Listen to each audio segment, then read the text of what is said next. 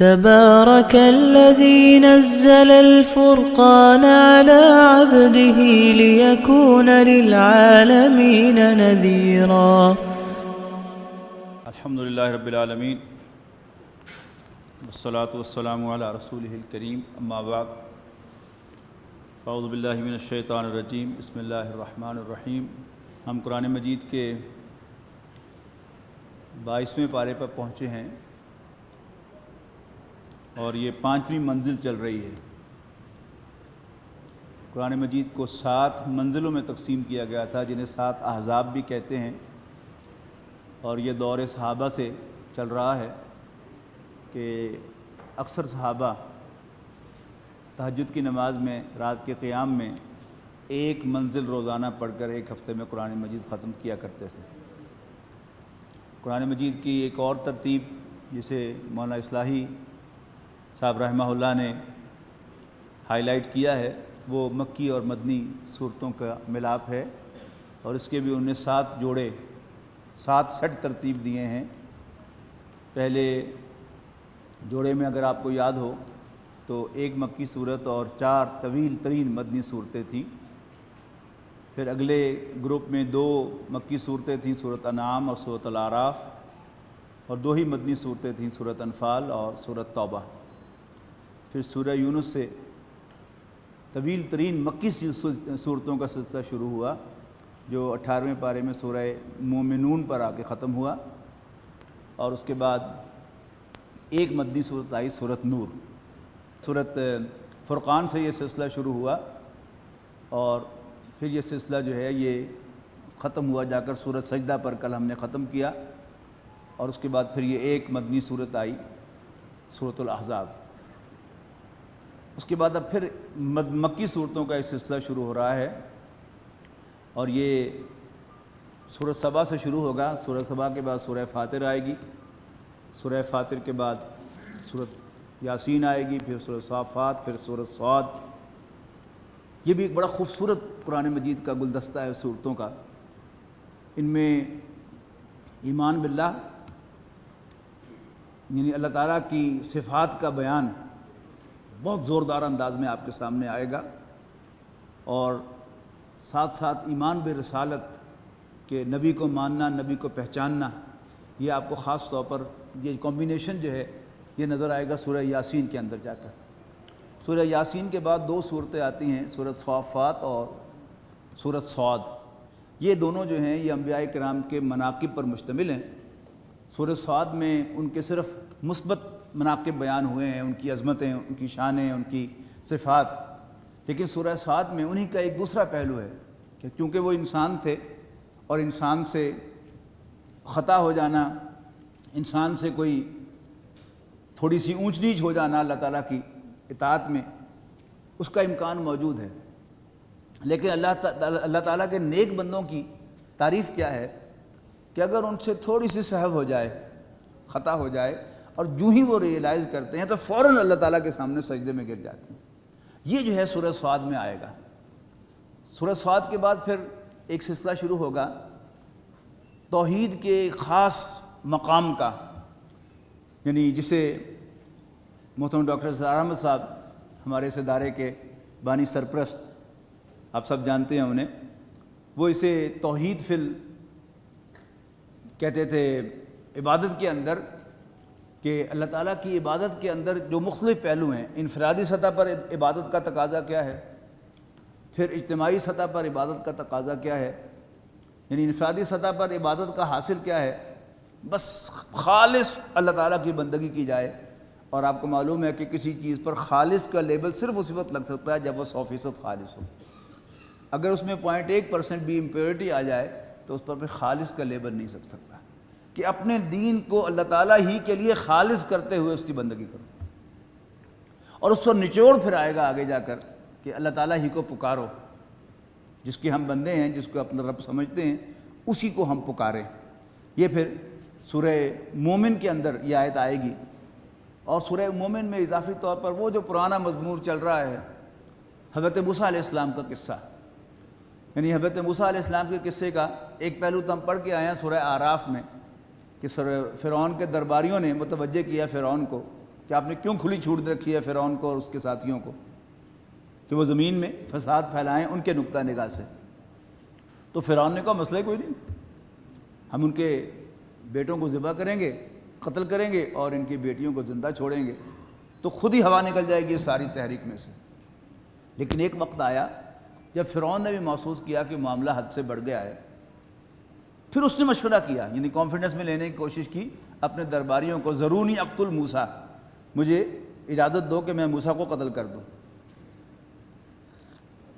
اس وقت پھر تو فرعون کے اپنے درباریوں میں سے، یعنی آل فرعون میں سے ایک سردار تھے، ایک ایسے مومن جو حضرت موسیٰ علیہ السلام پر ایمان لائے ہوئے تھے لیکن یکتمو ایمان ہوا، اپنے ایمان کو چھپائے ہوئے تھے. ایک دم انہوں نے اپنا ایمان ظاہر کیا اور ایک طویل تقریر کی فرعون کے دربار میں.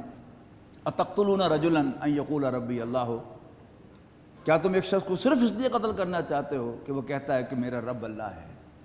بہت خوبصورت خطاب ہے، انشاءاللہ امید ہے کہ کل نہیں تو پرسوں ہم وہاں تک پہنچ جائیں گے.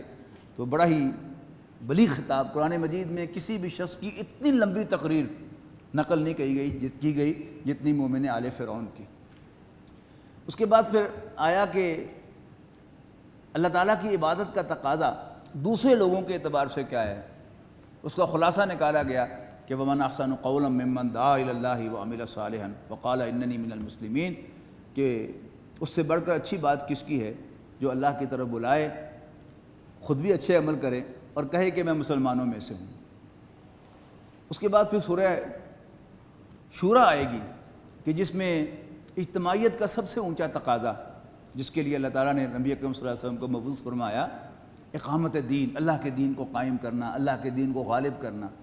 اور اس کا بھی اصل جو خلاصہ ہے وہ کہ امرت لأعدل بینکم، کہ اللہ تعالیٰ کی طرف سے مجھے حکم ملا ہے کہ میں تمہارے مابین عدل کروں. ایک ہوتی ہے عدل کی تبلیغ، ایک ہوتا ہے میں تمہارے درمیان عدل کروں. ظاہر عدل تبھی کر سکتا ہے کوئی شخص اگر وہ ان پار ہو. تو اس میں آپ کو نظر آئے گا کہ اللہ تعالیٰ نے مکی صورتوں ہی کے اندر وہ دعوت جو مکی دور سے نکل کر مدینہ منورہ میں نبی اکرم صلی اللہ علیہ وسلم کی تشریف آوری کے ساتھ ہی پوری آب و تاب کے ساتھ ظاہر ہوئی، لیکن مکی صورتوں میں اس کے لیے ایک پوری صورت اللہ تعالیٰ نے نازل فرما دی. اس کے بعد پھر 3-4 صورتیں اور آئیں گی، سورہ زخرف آئے گی، سورہ دخان آئے گی، سورہ جاثیہ آئے گی، اور پھر 26ویں پارے کی پہلی سورت احقاف ہوگی. اور یہاں پر یہ سلسلہ ختم ہوگا اور پھر 3 مدنی صورتیں آئیں گی، ایک سے ایک بڑھ کر. سورت حجرات، پہلی سورت محمد آئے گی صلی اللہ علیہ وسلم قتال کے موضوع پر، بلکہ اس کا دوسرا نام ہی قتال ہے. قتال کے موضوع پر، اللہ تعالیٰ کے راستے میں جنگ کرنے کے موضوع پر قرآن مجید کا وہ ہائیسٹ مقام ہے. اور اس کے بعد پھر سورت فتح ہے کہ جس میں اللہ تعالیٰ کے بندوں نے رسول اللہ صلی اللہ علیہ وسلم کی قیادت میں جو جد و جہد کی تھی اللہ تعالیٰ کو قائم کرنے کے لیے، وہ ایک فیصلہ کن مرحلے میں داخل ہوئی جب قریش نے بہرحال نبی اکرم صلی اللہ علیہ وسلم کے سامنے گھٹنے ٹیکے. اگرچہ وہ اپنی مونچھ اونچی رکھنے کی کوشش کی انہوں نے کہ ہم نے اس دفعہ عمرہ نہیں کرنے دینا، لیکن بہرحال رسول اللہ صلی اللہ علیہ وسلم کے ساتھ نیگوسیشن کی ٹیبل پر آ جانا یہ نبی اکرم صلی اللہ علیہ وسلم اور صحابہ کرام کی ایک بہت بڑی اچیومنٹ تھی. وہ ذکر ہے سورہ فتح کے اندر. اور اس کے بعد سورہ حجرات ہے کہ جب اسلامی ریاست قائم ہوگی تو پھر اس کے تقاضے کیا ہوں گے. تو یہ ہے وہ سلسلہ جو آج ہم شروع کر رہے ہیں، مکی اور مدنی صورتوں کا سلسلہ. پہلی صورت جو ہے سورہ سبا ہے. اس کا نام جو ہے وہ اس میں ایک واقعہ آئے گا، یعنی سبا کے رہنے والوں کا، کہ اس میں اللہ تعالیٰ نے ان کو ایک بہت زبردست انعامات سے نوازا تھا اور ان کے اندر ایک ڈیم تھا، پھر سرسبز وادیاں تھیں اور شاہراہ تھی جس کے اوپر آبادی ہی آبادی تھی. لیکن ان لوگوں کی ناشکری کی وجہ سے سیلاب آیا اور سب کچھ ختم ہو گیا، اور اس کے بعد سوائے کچھ بیکار سی چیزیں اگنے کے اور وہاں کچھ بھی نہیں اگتا تھا. اعوذ باللہ من الشیطان الرجیم، بسم اللہ الرحمن الرحیم. الحمدللہ الذی لہ ما فی السماوات و ما فی الارض. ساری حمد اس اللہ کی ہے کہ جس کا ہے سب کچھ جو آسمانوں اور زمین میں ہے. وَلَهُ الْحَمْدُ فِي الْآخِرَةِ، اور اسی کی حمد ہے آخرت میں بھی. وَهُوَ الْحَكِيمُ الْخَبِيرُ، اور وہ بڑی حکمت والا، سب کچھ جاننے والا ہے. اب جو بات میں نے ابھی کہی نا کتاب میں کہ اللہ تعالیٰ کا صفات کا بیان وہ بڑے اونچے مقام انداز میں آئے گا. اس کی پہلی آیت بتا رہی ہے الحمدللہ الذی لہ ما فی السماوات والارض، کہ ساری تعریف تو اس اللہ کی ہے کہ جس کا ہے سب کچھ جو آسمانوں میں اور زمین میں ہے، اور آخرت میں بھی اسی کی حمد ہے. وہو الحکیم الخبیر، اور وہ حکمت والا خبردار ہے۔ یعلم ما یلج فی الارض وما یخرج منہا، وہ جانتا ہے جو زمین میں داخل ہوتا ہے، جو اس میں سے نکلتا ہے۔ وما ینزل من السماء وما یعرج فیہا، اور جو آسمان سے اترتا ہے اور جو آسمان کی طرف چڑھتا ہے۔ وہو الرحیم الغفور، اور وہ بڑا مہربان رحم فرمانے والا ہے۔ وقال الذین کفروا لا تأتینا الساعۃ، اور کافر کہتے ہیں کہ ہم پر قیامت نہیں آئے گی۔ قل بلا وربی لتأتینکم عالم الغیب، کہو کہ کیوں نہیں، میرے رب کی قسم ہے، میرے اس رب کی قسم ہے جو غیبوں کا جاننے والا ہے۔ لتأتینکم، وہ تم پر آ کے رہے گی۔ لا یعزب عنہ مثقال ذرۃ فی السماوات ولا فی الارض ولا اصغر من ذلک ولا اکبر الا فی کتاب مبین، چھپی ہوئی نہیں ہے اس سے کوئی شے ذرے کے برابر بھی، آسمانوں میں نہ زمین میں، نہ چھوٹی اس سے اور نہ بڑی اس سے، الا فی کتاب مبین، مگر وہ ایک کھلی کتاب کے اندر ڈیولی ڈاکیومنٹڈ ہے۔ لیجزی الذین آمنوا وعملوا الصالحات، تاکہ اللہ تعالیٰ بدلہ دے ان لوگوں کو جو ایمان لاتے اور اچھے عمل کرتے ہیں۔ اولئک لہم مغفرۃ ورزق کریم، یہی وہ لوگ ہیں جن کے لیے مغفرت بھی ہے اور عزت والی روزی بھی، اللہ تعالیٰ ہمیں ان میں شامل فرمائے۔ والذین سعوا فی آیاتنا، اور وہ لوگ کہ جو ہماری آیات میں بھاگ دوڑ کرتے ہیں، یعنی انہیں نیچا دکھانے کے لیے، معاجزین، اولئک لہم عذاب من رجز علیم، یہ وہ لوگ ہیں جن کے لیے بدترین اور دردناک عذاب ہے۔ وَيَرَى الَّذِينَ أُوتُوا الْعِلْمَ الَّذِي أُنزِلَ إِلَيْكَ، اور جانتے ہیں وہ لوگ کہ جو علم لیا گیا ہے، الذی انزل الیک، جو کچھ آپ کی طرف نازل کیا گیا ہے، میرے رب کا، آپ کے رب کی جانب سے، هو الحق ویہدی الی صراط العزیز الحمید، وہ سچ ہے اور وہ راستہ دکھاتا ہے العزیز اور الحمید کی جانب، یعنی اللہ تعالیٰ۔ وقال الذین کفروا هل ندلکم علی رجل، اور کافر کہتے ہیں کہ کیا ہم بتائیں ایک ایسے شخص کے بارے میں، ینبئکم، جو تمہیں بتاتا ہے، اذا مزقتم کل ممزق، کہ جب تم ریزہ ریزہ ہو جاؤ گے اور منتشر ہو جاؤ گے، انکم لفی خلق جدید، کہ تم پھر نئے سرے سے پیدا کیے جاؤ گے۔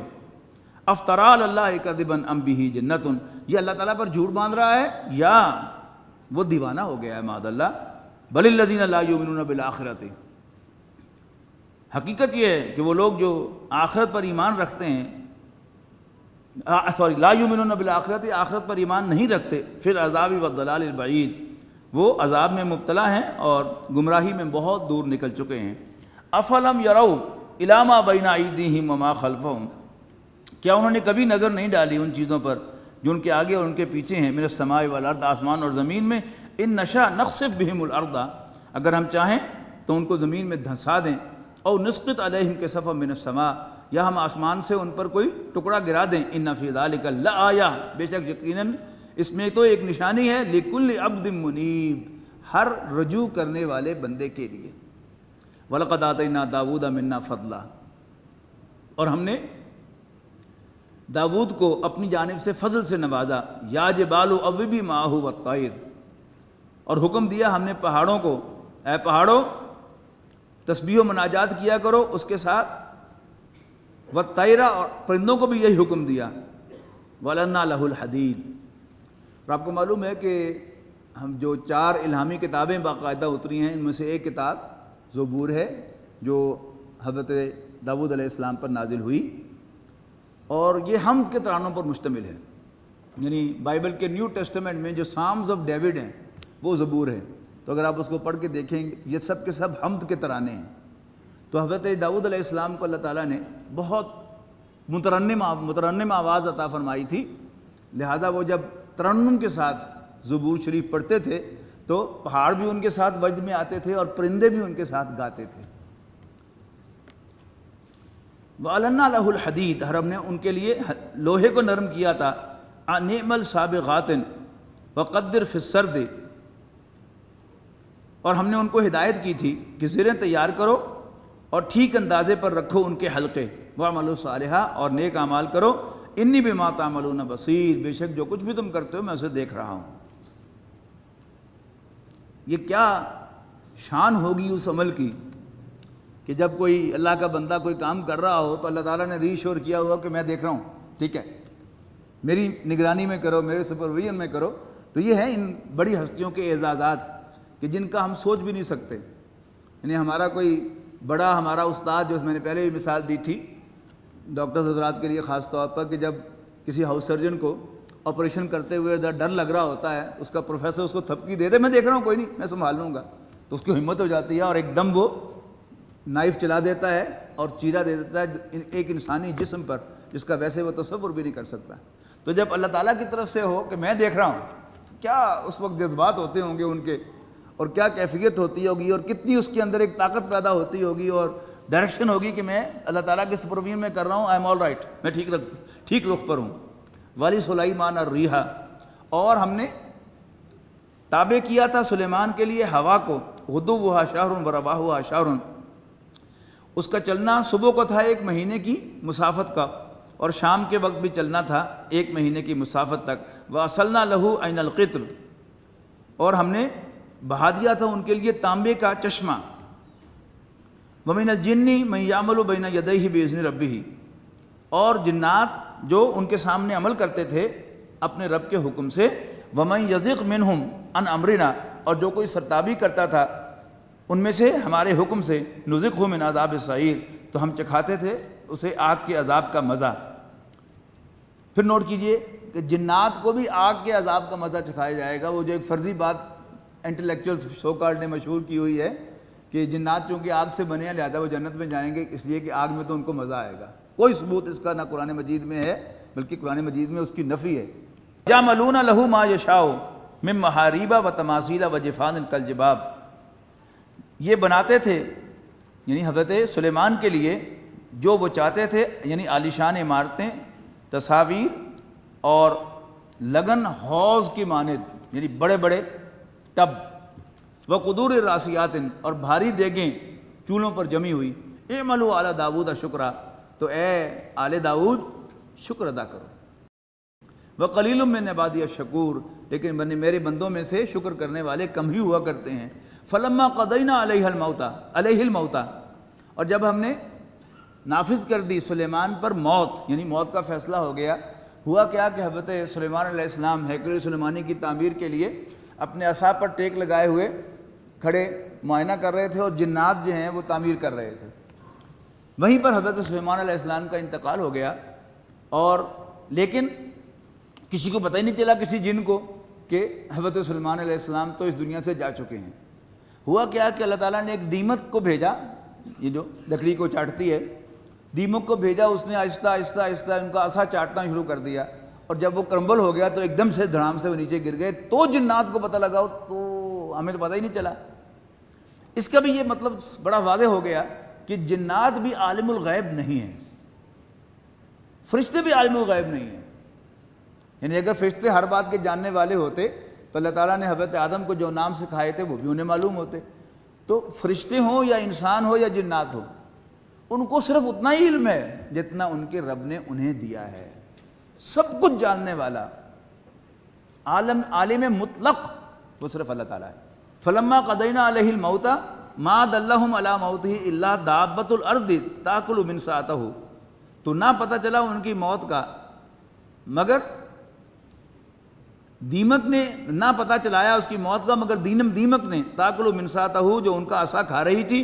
فلما خر تبینت الجن، تو جب وہ گرے تو جنات کو معلوم ہوا، اللہ کانوا یعلمون الغیب، اگر وہ غیب کا علم جانتے ہوتے، ما لبثوا فی العذاب المہین، تو وہ ذلت کے عذاب میں مبتلا نہ ہوتے۔ یہ ذلت کا عذاب کیا ہے کہ مزدوری کر رہے تھے، پتہ چلتا کہ داؤد جو ہیں وہ سلیمان علیہ السلام یہاں سے جا چکے ہیں، تو پھر خام خواہ وہ محنت مزدوری نہ کرتے رہتے جو حضرت سلیمان کے حکم سے کر رہے تھے۔ پیچھے ذکر آیا نا کہ جو ان میں سے بغاوت کرے گا تو اس کو ہم سزا بھی دیں گے، تو وہ ایسا نہ کرتے۔ لقد کان لسبأ فی مساکنہم آیۃ، بلا شبہ قوم سبا کے لیے بھی ان کی بستی میں ایک نشانی تھی۔ جنتین عن یمین و شمال، 2 باغ تھے دائیں اور بائیں، اور اللہ تعالیٰ نے انہیں کہہ رکھا تھا کلوا من رزق ربکم واشکروا لہ، اپنے رب کے دیے ہوئے رزق میں سے کھاؤ اور اس کو شکر ادا کرو۔ بلدۃ طیبۃ ورب غفور، نیچے ایک بہت عمدہ رہنے کی جگہ، شہر، اور اوپر رب غفور، بخشنے والا رب، اور کیا چاہیے آپ؟ فَأَعْرَضُوا فَأَرْسَلْنَا عَلَيْهِمْ سَيْلَ الْعَرِمِ، پھر وہ منہ موڑ گئے شکر گزاری سے، تو بھیجا ہم نے ان پر ایک سیلاب، بند توڑ دینے والا سیلاب۔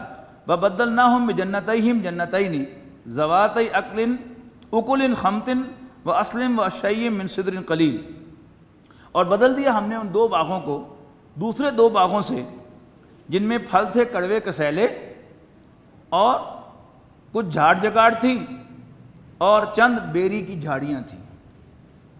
ذَلِكَ جَزَيْنَاهُمْ بِمَا كَفَرُوا، یہ تھی ہماری جزا، ہمارا بدلہ ان کی ناشکری کی وجہ سے۔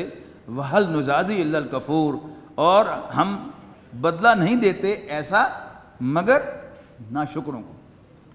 وَجَعَلْنَا بَيْنَهُمْ وَبَيْنَ الْقُرَى الَّتِي بَارَكْنَا فِيهَا قُرًى ظَاهِرَةً وَقَدَّرْنَا فِيهَا السَّيْرَ، اور بسا دی تھی ہم نے ان کے اور ان بستیوں کے درمیان جن کو ہم نے برکت عطا فرمائی تھی، ایسی بستیاں جو نمایاں نظر آتی تھیں، اور ہم نے منزلیں مقرر کی تھی ان کے سفر کی۔